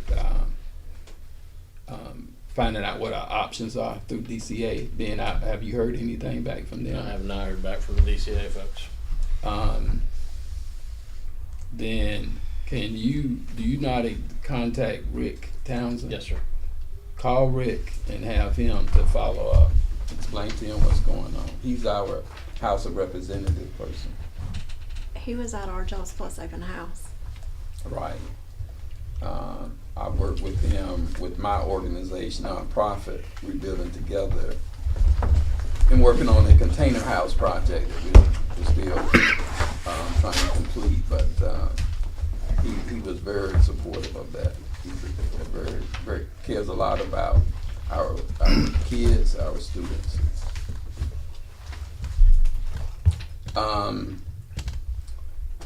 So they're supposed to be working on all of this stuff. They wanted to have another walkthrough for some reason. I don't know why they wanted to walk through the units again, but we did not. Our efforts was we instructed them to fix everything. They work for us, and we're having to have this discussion. I mean, it is appalling, and these families living in this. I do not want us to pay for the residents where we have them in the hotel at. We should look at how we can deduct that from any fees that we pay them. Because they're the reason why the person wasn't able to go into one of the empty units. Because Ms. Jones, from my understanding, from what the site manager said, was she had sent the paperwork for Georgia Power to turn the power back on some time ago, and she had not completed it. Even though, I don't know, I mean, she said she did all these things on Friday, but it sounded like there were efforts from the site manager. We also heard that the previous maintenance guy, and Miss Douglas shared this because she lives over there, had the pool open just for his family. Say, huh? That the pool was open, but The housing authority gave $10,000 to repair the pool equipment. She mentioned that. The pool equipment got repaired, but then didn't pass a city inspection because they didn't know where a pipe County help, was. yeah, That county Ed help. says is pretty easy to, right? It's easy to. Or Or was that Kevin that was saying that? No, I think it was Kevin. Kevin that located But I the mean, pipe. it's, from what I understood, all they had to do was find out where the pipe was and where it was capped at. But instead of doing that, they just said that they failed the inspection, and then I guess apparently the maintenance person and his family used the pool, but not the residents. What is holding us back from just moving? Just So we can terminate, but we need to, we can terminate the contract, but you've got to have another management or have DCA approve your management How plan. quick can we do that? Not. Commissioner Booker, DCA. Deborah Minix wanted me to mention to you that she's worked with the Housing Authority in the past for management and auditing files, but she has a management company. She manages Buckingham Terrace. She's a DCA approved. who is this? Deborah Minix. I don't know. You know her, Miss Linda? So she said if y'all wanted to reach out to her to please do so. I mean, there's nothing that would preclude us from sending out an RFP for management services while we still have a manager, right? That's probably a good way to advance the ball while we're sitting here. The problem you have is a lot of management companies that have that tax credit experience or qualifications. This property is way too small for them to even take a second look at it. But it doesn't hurt to see if anybody's interested, right? I mean, I guess it's. We have to. Not. I mean, DCA. Yeah, I don't this think we is have ridiculous. This is another- ridiculous. Listen, if you just heard that some of the stuff they were saying You have to have some kind of on there, fingerprint. it's totally ridiculous. Oversee. I'm furious, and I wasn't even there. Yeah. That's crazy. One of the reasons the lady that's in the hotel, they promised her a 3-bedroom that's going to adjust the rent, and all they have to do is do touch-up paint and move the furniture. I said, there's no sense of urgency in moving the furniture. The furniture's still Then we there. get off the phone. She calls her and say, "Oh, we get a 2-bedroom for you." She said, "No, you promised me the 3. I got 3 kids." They didn't move the furniture. They didn't out. move the furniture. They said the furniture would be moved on 27. the 27th. That's the earliest that the restore can come and pick it up. Wow. I don't understand, like, the pictures that I saw, if you have, I mean, because the property's being charged for a full-time property manager and a maintenance person, but you have a lot of vacant units and you say you can't fix them to make people move in, so obviously your property manager has a lot of free time, because they have a lot of outstanding rent payments due too, so they're not sitting there collecting rent like crazy either. So maybe she could clean up her her office. office at the very least. That's the Or- other thing. is I mean, the that- place weight is a room, pigsty. they have a whole She's never AC. there. She's never there. And where are they? Are they off working at other properties? Other properties. Other properties. Oh, I know. But, I mean, we're getting charged. So she's not local? She doesn't- is local. Miss Dixon is local. Goes but to other, she's works rarely at to one the here office. for this day, one here that day, one here that day. That's how their management So company it's works. back to the company, yeah. If the next time you notice that, and every time after you reported it to the housing authority that our manager is not there. It would have to be after 5, but I sure would. Yeah, that I got you. would be nice to at least establish a paper trail. Well, my thing is, I think we have enough. Then we need to Okay. to do something about this ASAP. So let's do it. May I move to issue a RFP for management services? I'm okay with that if y'all are. Second.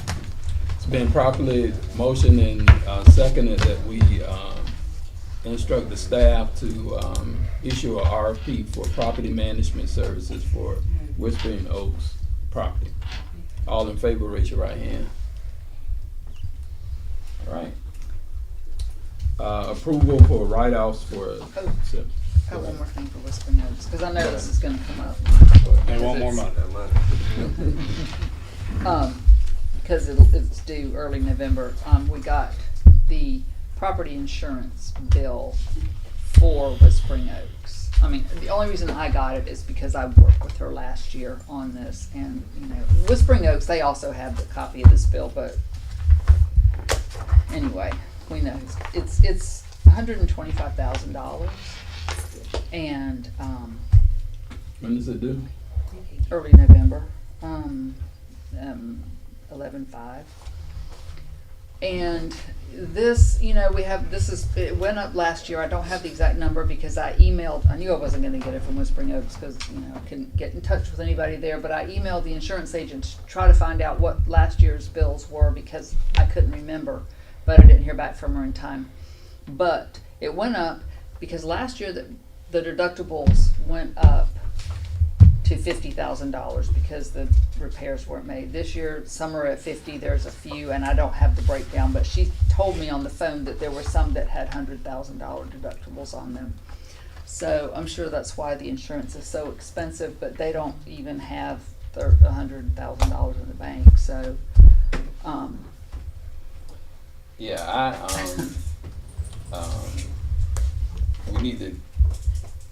Yeah, we got to get on top of this. We're way behind, but let's see what. Well, and then the other, I guess the last issue is the roofs that have got to be fixed some way.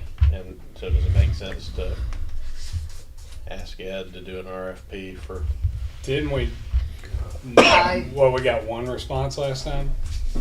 Didn't we send out an RFP on that before that? that was when John Gallego was still here. And that's what's keeping our premium so high. Royal American as your management company, it's their position to do that. They issue the contract. All you do is approve. They have their contract department issues that contract. Their corporate contract department issues that. They did that last time. And they did it. Okay. That's why I kept saying you can just instruct them to do it again. What if we do it? What are they going to do? Sue us? No, this is, real quick. Last time they put out the bids and they got 3 responses, prior board, and they were pretty good. The board good. didn't like the responses because they were not local companies. So John Gallego said, well, I'll just put the bid out. And so he did. I don't think Royal American had a problem with it. Or was it even Royal American at that time? It might have been. Been there since 2019. I don't remember the timing of it, but he puts a bid out. He gets a response, and by this time it had sort of morphed into get a quote with shingles and a quote with metal roofs. And so he got one response, but it had the 2 options. But then once again, nothing happened. It was like, I don't know if the board just had questions, and then it just kind of, I don't know what happened. It just went away. It just didn't happen. And those prices were pretty good on the last one. I think I remember you saying that. The ones that, well, when you look at the numbers, the prices that they got back then were probably a little bit high considering how much the cost of construction materials changed since then. And I recently got a quote that was the same as theirs 3 years later. So what they got 3 years ago, I got a quote for the same 3 years later. Construction materials cost more now. So they probably were a little bit high. So the shingles, is the shingles or 10? What I have a quote for architectural shingles on all 5 buildings over there. I have gotten a quote for architectural shingles on all 5 buildings. Okay. What's that number? 238,000. Their lowest was 248. And that would reduce our premium by I don't 50,000 probably, 40,000. a lot. It would pay for itself pretty quick. And it also might be some of the leaks and mold or mildew stuff too. I mean, it's not just. Just the main Yeah. thing. It would be my recommendation that with or without their permission, we issue an RFP to get the roofs done, especially given that they might not be our management company for too much longer. So I think we probably need to own that task. Is there a way, since it sounds like some of this stuff has already been done, for us to award it to somebody? It's getting ballpark. Still got to sit in. All right. Procurement policy. Yeah. No, I'm saying we've had Yeah, other efforts that have asked for quotes, but I'm fine with that. Then the RFP. Let's see what we can get done. So you're making a motion? Yeah, I'm gonna make a motion. I move that we issue an RFP for new roofs at Whispering Oaks. Second. It's been motioned properly second that we issue RFP for new roofs at Whispering Oaks. All in favor, raise your right hand. All right. Can I ask a quick question to Ms. Douglas? Is that what's causing a lot of the mold inside the units? Oh yeah. Go ahead, Go ahead.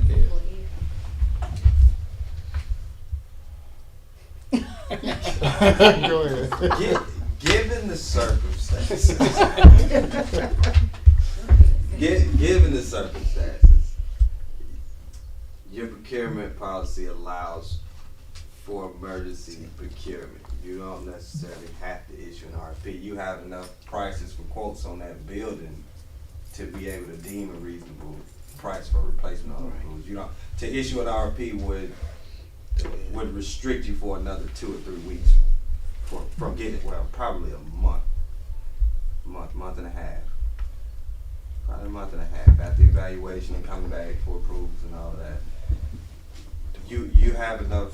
I can get you the quote that I got and the solicitation at Royal American, then you'll have 4 different prices for the roof replacement on that property. And you could, like I said, your procurement policy allows for emergency procurement. Given the circumstances, the condition that the property is in, and how many people it's affecting, I think that would deem that an emergency procurement. Right. I don't know if the You mayor's say, do you called. think you can get somebody to do the work for the same amount now? I know I can. Okay. And if we did that, I would assume that it would take more than 30 days to put the new roofs on, but we should have a grace period with our insurance that would lapse. We should have a 30-day grace period with that, and so if we could tell them that we are contracting for I mean, I can email her first thing in the morning if you thought that, but I don't know. I don't know. Yeah, just find out what they will, if they can work with us. If we were to have a contract for new roofs by the time we needed to pay that, with or without any grace period, then maybe it would start paying for itself already. Right. So what do we need then, to retract that? I guess a motion to not issue an RFP. I move that we revoke my previous motion. It's been motion to revoke the previous motion on the roofs, on the repair of roofs at Whispering Oaks, and probably second. All in favor, raise your right hand. Now, does Ed need anything to go forward with this? Then do what you do. Do we feel confident that that emergency exception and procurement? I think so. I mean, based on what we're dealing with, I mean, people. I mean, that's part of the reason the mold and mildew's there, right? So I think it's a health and safety. Well, then I move that we engage the emergency procurement provisions of our procurement policy due to the mold and mildew and Whispering Oaks to get a new roof. Second. All right. It's been a motion that we engage our emergency procurement policies in order to secure a new roof for Whispering Oaks. All in favor, raise your right hand. All right, get her done. All right, H, approval for the write-offs. Ms. Curry, are you having fun over there? We can strike a few more motions if you want. So the write-offs for September and October. All right. Oh, I saw it. Is that the back? Is that the fact? I Yeah. know I saw it. Last 3 pages. All right. Mix it up somewhere.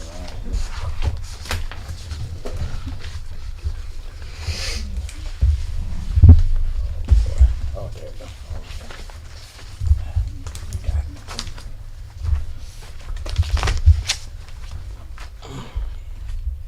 Okay, Ms. Smith, Yes, sir. what are we looking at? So for AMP1, we had 2 write-offs in the amount of $496.50. AMP2, we had 1, 2, 3. We had 3 write-offs in the amount of $5,987.66. The write-offs for AMP2. The first one, as you see, the late fees again. We had 3 months that had the $50 late fees, but that was before we stopped the $50 late fee and changed it to the $20. That person had past due rent also that wasn't paid. She was also under a repayment and she failed to pay her repayment, so she moved out. We had got possession of that unit. The second one, What's the late, the legal charge? the warrant fee of $76.50 when we do the dispossessory warrants Oh, okay. for an eviction. I got you. The second person, she had past due rent, but she was set out for drugs and weapons in the unit. So that's why her balance is $2,346.50. And then the third person was fighting on the premises also.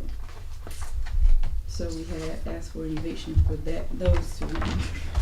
And then AMP3 only had 1. And that totaled out to be $1,052.50. So our total write-offs for the 2 months is $7,536.66. Okay. Commissioners?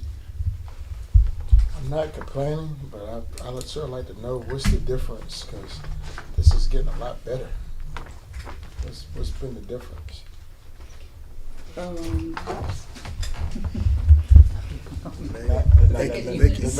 Baking, yes. Okay. Yeah, duh. Well, hopefully we can stay like this once we get them going. I mean, it's still not good to have, but it's a lot different than I've seen since I've been here as a commissioner. But that answers the question. Why do we do this on a monthly basis, not a quarterly or a yearly? There's no reason to just, It would just because get we too generally long. have a lot, Yeah, it's okay. just easier. Okay, fair enough.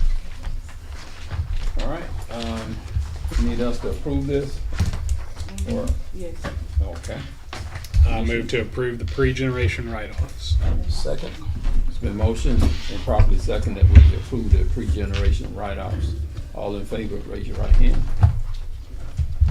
All right. Need a motion for going to executive session.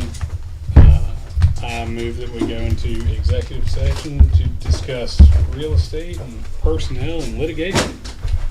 Second. It's been motioned and properly second to go into executive session for Everything. personnel, property litigation. All in favor, raise your right hand. Man, use the restroom. 5-minute recess.